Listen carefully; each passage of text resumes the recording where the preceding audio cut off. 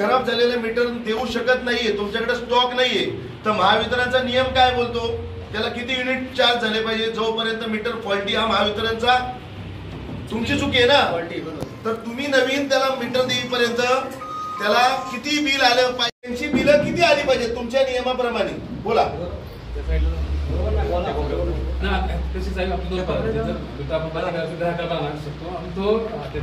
जर काही जणांचं मागच्या वेळेला तुमची झोप उडवले, त्याच्या अगोदर 10 वर्षापासून फॉल्टी होती, अंदाजात तुम्ही सरासरी कशावर काढणार?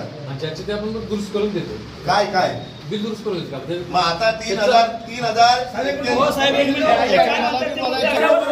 आज जर माझा मीटर 1 महिना झाला बंद आहे, तर 6 महिन्यापूर्वीची सरासरी काढली तर मी मान्य करेन, पण तुमचं मीटर अनेक वर्षांनी पॉईंट तुम्ही कुठच्या वर्षाची सरासरी काढणार आणि कशी काढणार सांगा मला। ऍक्च्युअल जो घरी लोड आहे त्याचा कॅल्क्युलेट करून काढा। माझं काढा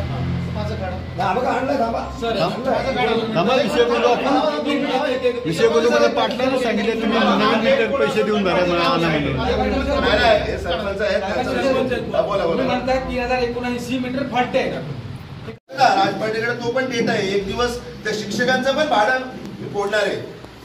दुसरी गोष्ट, सरकारी दवाखान्यात नर्स तू 2 दिवस ये, मी सुट्टी घेते, मग तू आलीस की मी सुट्टी घेते, हजेरी भरून सरकारी दवाखान्यांमध्ये पण चाललेला हा ढोकळ कारभार। डॉक्टर किती वेळा येतात, काय औषधं असतात, मागच्या वेळेला वाजवलेली, तहसीलदार ऑफिसचं पण तेच आहे। पण मी एक पाहिलंय की आम्ही मुंबईला ही जी भूमिपुत्र जाऊन मुंबईला पोट भरतो, पण आम्हाला कळकळ काय, आमची माती आमची माणसं, त्यांचा लाईट बिल जास्त येतोय, त्यांना डॉक्टर भेटत नाही, म्हणून आम्ही लाख 2-2 लाख खर्च करून मुंबईवर येतो, 10-15 गाड्या घेऊन आमच्या लोकांसाठी, पण आमची लोक आहेत ना ती येणार नाही तिथे, ती फक्त बिल येते एवढंच बोलणार, ती येत नाहीत। तर आता काय झालंय, मी 2-3 वेळा पाहिलं, लोक काय अशी येत नाहीत, ही ज्याला कळकळ आहे ना, जी संघटना म्हणून ती एवढे आलेत। पण आता काय होणार आहे माहिती का, तुमच्या सगळ्यांचे डोळे उघडायला माझ्याकडे एक आयडिया आहे। तुमच्या सगळ्यांना इशाऱ्यावर जर नाचवायचं असेल या तालुक्यात, तर तुम्हाला आता 1 महिन्याचे आम्ही पॉइंट देतोय, 1 महिन्यात आमचे प्रॉब्लेम सॉल्व्ह करायचे। असे पब्लिक येत नाही आमच्याकडे, पब्लिक कधी येतं माहिती का, रेड्याच्या झोंब्या लावल्यावर। तर 1 महिन्याच्या आत जर आमचे प्रॉब्लेम सॉल्व्ह झाले नाहीत, तर ह्या महावितरणच्या समोर 1.5 लाख रुपये बक्षीस आणि रेड्याचे झोंबे लावणार।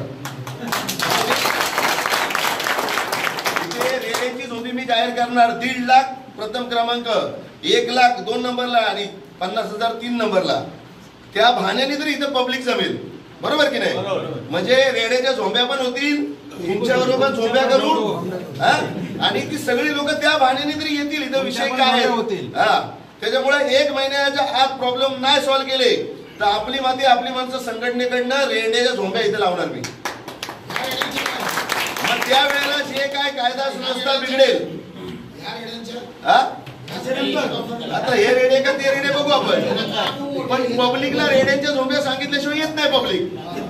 त्याच्यामुळे ना 1 महिन्याची मुदत देतो, आणि 1 महिन्यानंतर हे जे तारीख देतील त्या तारखेला जर प्रॉब्लेम सॉल्व्ह झाले नाहीत, तर सगळ्या पोलादपूर तालुक्याला आजच मी जाहीर आवाहन करतो की 1 महिन्यानंतर 10 दिवस यांना वेळ देऊन, त्या 10 दिवसानंतर राज पार्टे, निलेश कोळसकर, संजय उतेकर आणि म्हणजे आपली माती आपली माणसं संघटनेतर्फे या महावितरणच्या गलीत रेड्यांच्या झोंब्या, प्रथम क्रमांक 1.5 लाख, ठीक आहे, 15,000, तू किती लावणार 10,000।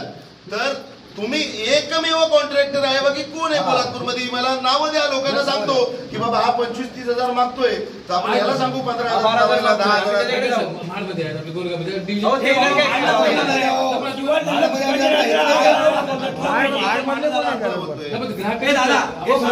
ग्राहकाला चॉईस द्यायला तुमचे कॉन्ट्रॅक्टर कामते गोऱ्यात, लवळशे गोऱ्यात